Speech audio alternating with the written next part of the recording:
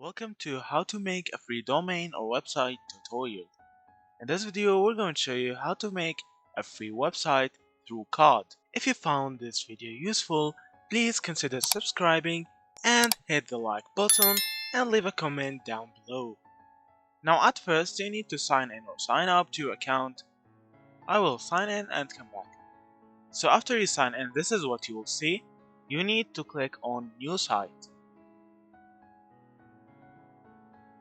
Then here you can select a blank page as you see, or you can select a free template. I will select this one. Then here, after you finish editing your site, you can click on publish. You can type the description, and here you can type the name of the domain. I will type free website 999 UNDD.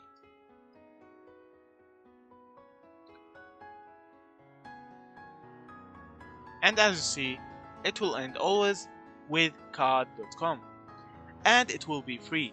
But if you want to change cod.com, you will need to buy a custom domain. As you see, after you finish editing your website and click publish, your site will be done and published online. As you see, I have my site here and it's temporarily offline.